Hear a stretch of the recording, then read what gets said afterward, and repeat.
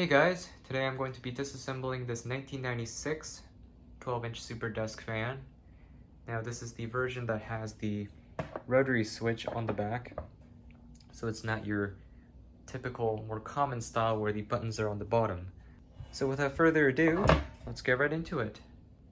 Now some of these fans, including this one, will have this little screw and a nut holding the top portion of the grill on. So if that's the case, then just take a screwdriver and undo that. And of course the screwdriver's too big, so I'm going to get the appropriate size for this. Hopefully this one fits. That's better. So just take that off.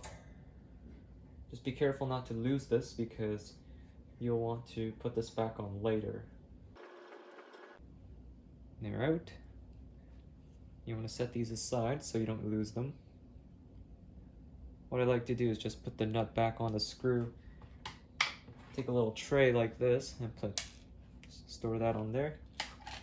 And now it's just the standard process of popping the cage clips off like that, and boom, front grill is off. The blades are screwed on by a spinner nut here. Pretty standard design, so just basically loosen them by turning it clockwise, tighten it by turning it counterclockwise, and blades should just slide out with a little bit of force. Now this fan has been sitting around for a little bit, so it's a little dusty. My shop isn't that dirty, so not a whole lot of dust has settled on the blades, but I'm going to set this aside. And the rear portion of the grill just comes off by this little nut, which are screwed on the standard way, so just turn it counterclockwise. Oh man, was that me who tightened this thing? Because, oh damn, that was on tight. Okay, so back grill is off, so I'm going to set the grills and the blades aside. And here we have the motor.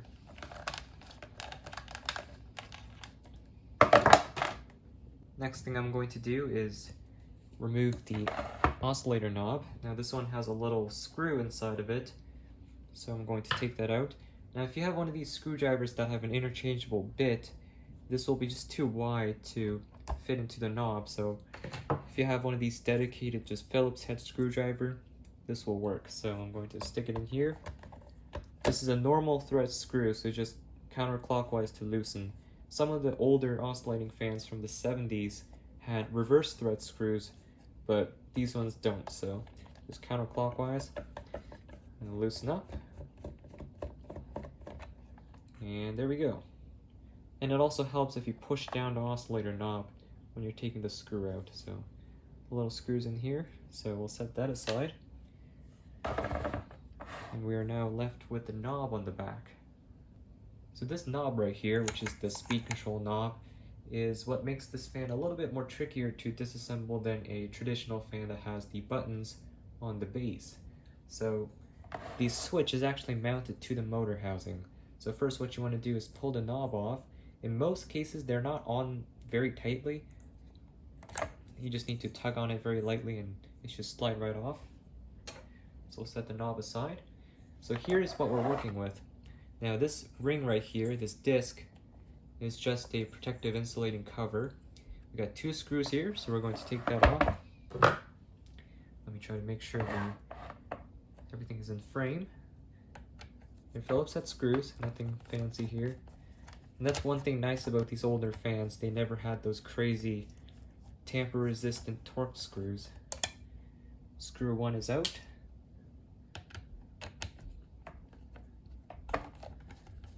Here comes screw two. And be careful not to lose this disc. And there goes one of the screws. Got it. Alright, so now we are left with the switch.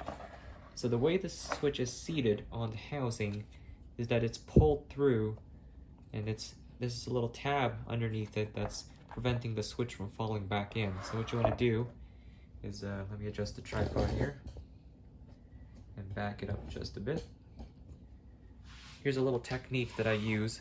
Just pull it forward a little bit so it kind of loosens it up, and then tilt it in any direction you want, either right or left. I'm just going to do it in this direction, and then push it back in to the housing. Now don't tug too hard on it because these wires are still connected, so just gently wiggle it.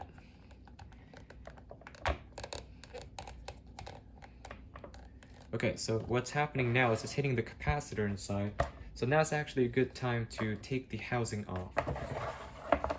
So now what you want to do is take a flathead screwdriver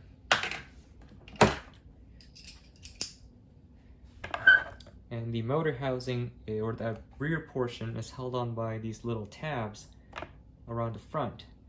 And the way these work is quite simple. Just take a flathead screwdriver, stick it under here, and gently pry while you push the tab over.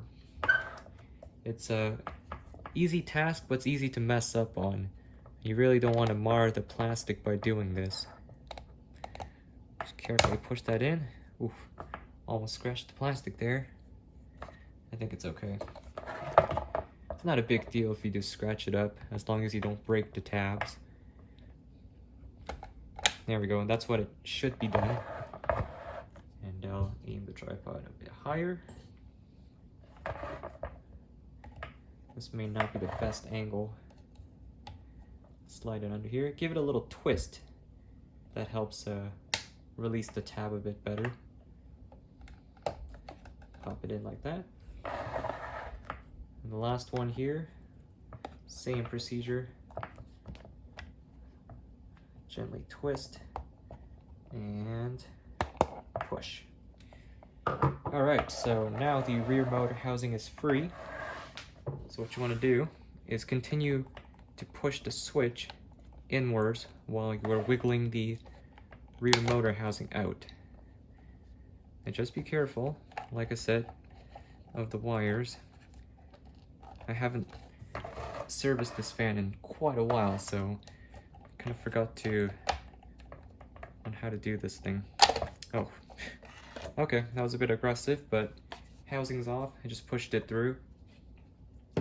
So here's the construction of how it's built. So the wire that's coming from the base is nothing more than just the power cord, and all of the speed control is done here on the switch. You can see how the motor windings are tapped and brought into the switch, and the switch receives the power from the cord.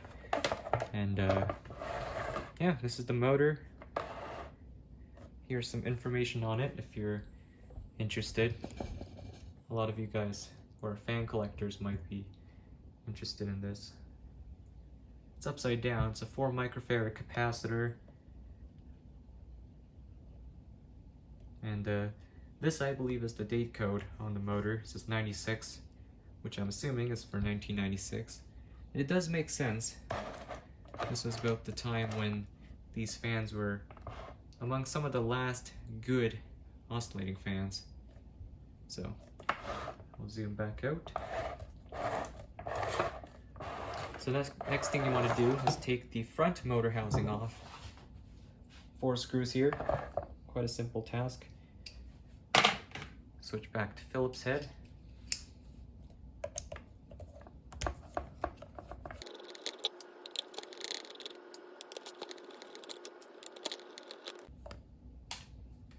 And just like that, the housing is off.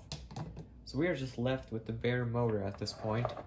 Now, if you want to take the base off of the fan, or the motor assembly, you can simply just undo this knob here, loosen it up, and this base will just detach right at this point. But for the sake of this video, I'm going to just keep that installed.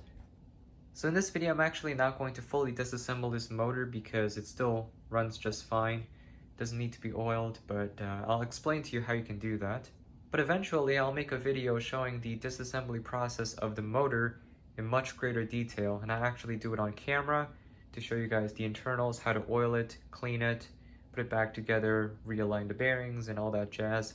But just in this video, I'm a little busy right now, so I'll just explain to you guys how you can do that. So first thing you want to do is hammer this little pin off of this motor shaft, and that can be done with a hammer. Just be careful not to pound it too hard, and once you get that pin out, it's not really even a pin, it's a little rolled up sheet of metal, so that's going to come out pretty easily. Next thing you want to do is take the oscillator off of the motor. There are 3 screws, one up here, one down here, and one over here, right underneath the capacitor. You will need to take the capacitor off though. There's a little screw here. And once that's removed, the gearbox will just kind of pop off of the motor, and that can be just kind of left swinging off to the side. Next thing you want to do is take the little rubber plug out of here. It basically hides a little screw that holds the motor onto this neck joint. So take that out, and this motor will slide off of the neck joint here. And also you want to remove the screw that holds the oscillator arm in place. So once you take that out, you're going to be left with the motor kind of free floating, and then you can lie the fan down like this. I usually like to have a little blanket or a piece of carpet here to protect the table and the motor. And then what you want to do is take these 4 screws and nuts out. There's 4 of them around the motor, and that's going to separate the 2 halves off of the stator. Now when you're doing that and you're sliding the 2 pieces off, you want to be extra careful not to damage the wires that go into the windings. In most cases, you want to leave the back casing alone and keep it attached to the stator, because the wires here, see how they enter the motor there? And you don't really want to stretch the wires, because that could accidentally tear these leads off of the stator, and that would just kill the fan. So try not to do that unless you really need to, but the front shell should just slide out. Now when you're doing this, you want to be extra careful, because the pin here, there's a little machining job in there, and sometimes that can leave a little burr on the shaft, and if you try to force the shell off of the burr, that's going to destroy the bearing inside, because it's going to dig a groove into the bearing surface, and that's the worst thing you could possibly do to the bearings. Now these have sleeve bearings, and that's going to completely ruin the bearings. So if you run into any resistance when you're pulling the shell out, just stop what you're doing, take a little bit of a sandpaper, and then gently sand the burr off.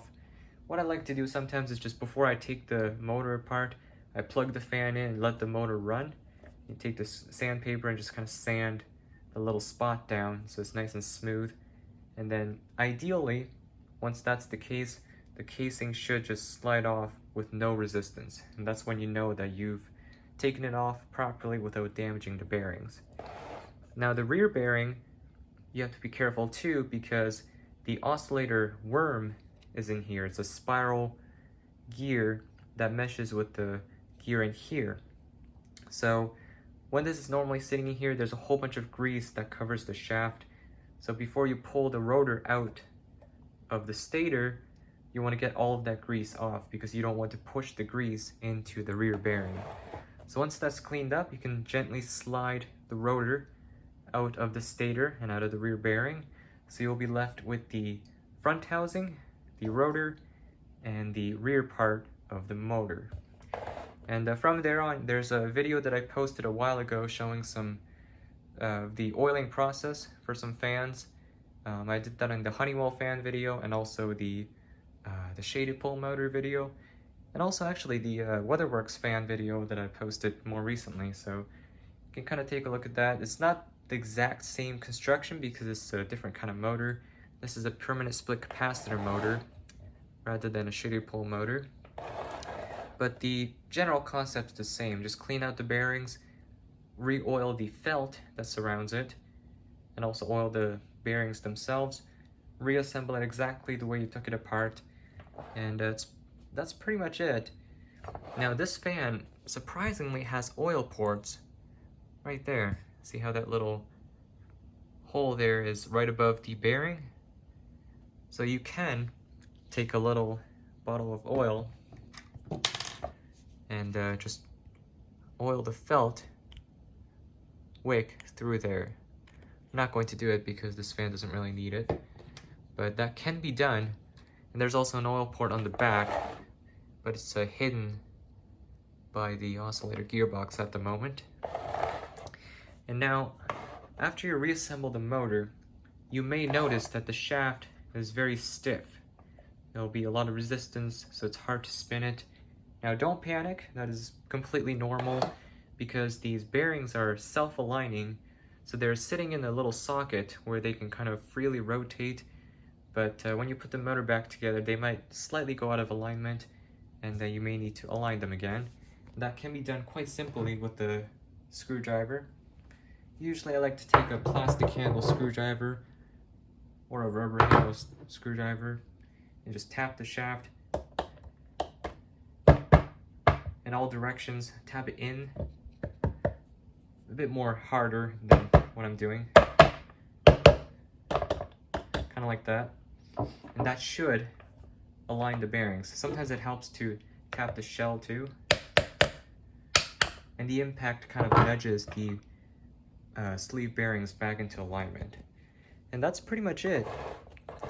Don't forget to re-grease the worm gear inside before you put the gearbox back on.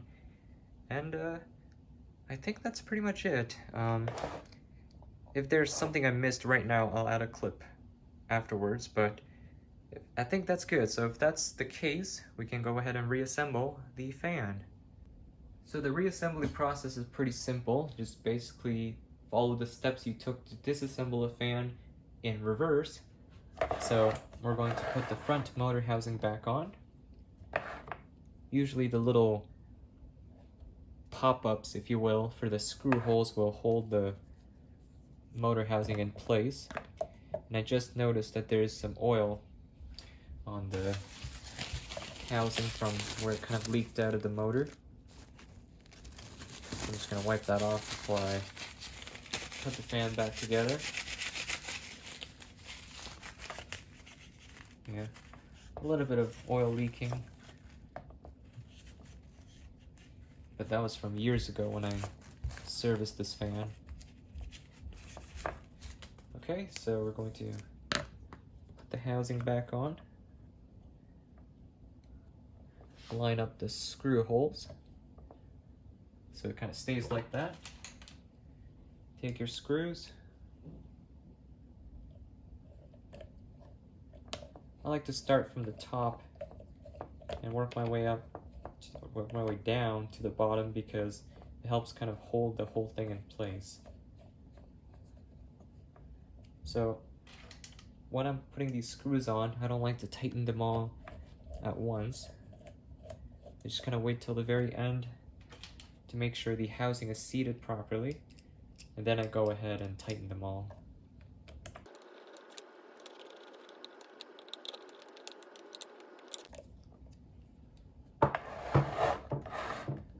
Next thing we're going to do is put the motor housing back on. It's the same process. It's a little bit trickier to put it back on because you have to pull the switch through these little tabs. So slide the housing back on. Similar process, just kind of wiggle it. Now bear with me, I haven't done this in a long time, so I may be struggling a bit.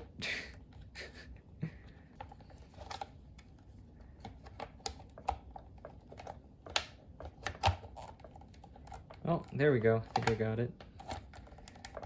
Maybe, maybe not.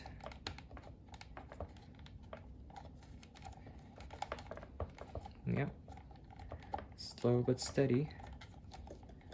Carefully fish the switch back in. There we go. Alright, that was way more tedious than I thought it was going to be. Alright, so next thing you want to do is clip these back on. It's a very simple process to reassemble it. Just line up the tabs here and just push until you hear the snap.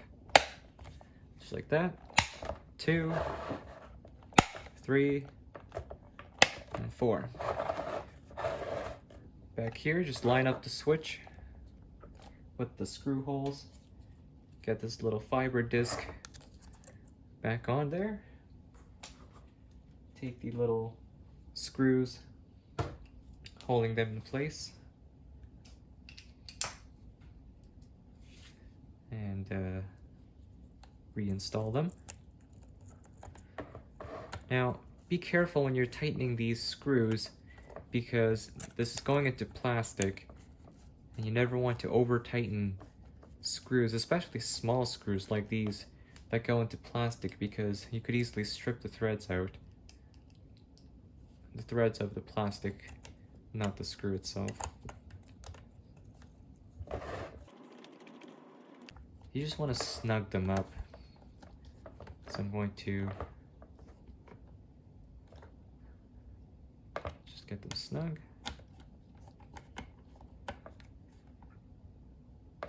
There we go. Last but not least, get the knob, realign it, boom, and we're good. So now we are going to reinstall the oscillator knob. Same procedure as before, just slide it back in and used one of these screwdrivers. Turn it clockwise to tighten. Make sure you hold the fan steady, or else the force of you turning the screwdriver is just going to make the fan oscillate. Again, don't over tighten this because this screw is also going into plastic. There we go. We're almost done. I'm just going to back the camera out. I'm going to fetch the blades and the cage.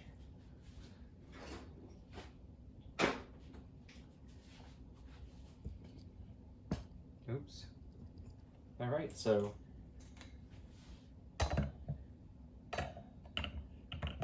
rear grill goes back on there. Tighten the screw like this.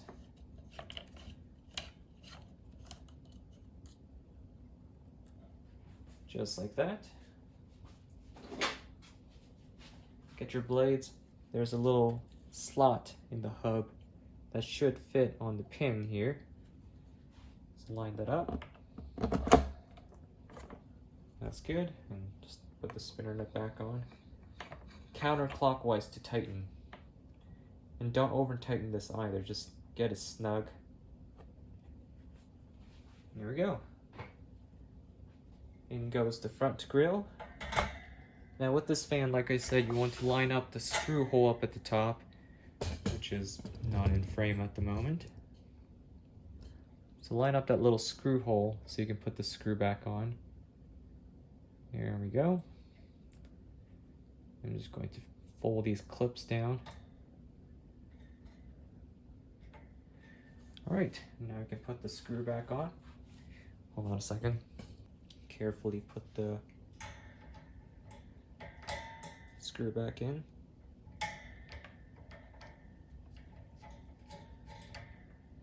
Sometimes you'll have to fiddle around with the alignment. Put the nut back on, tighten the screw up.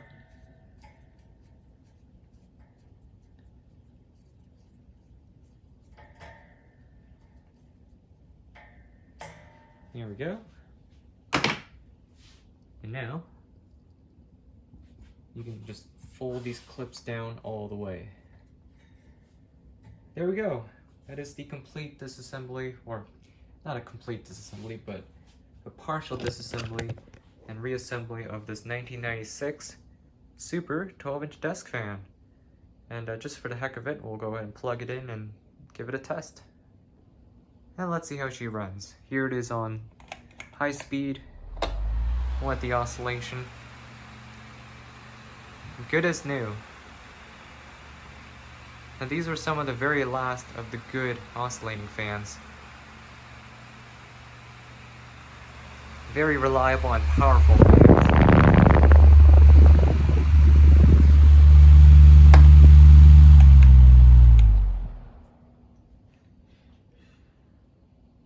And the spin down time's pretty decent on it. So that's going to wrap up this video of the disassembly process of this 1996 Superfan. So thanks for watching, guys, and I'll see you in the next one. Peace.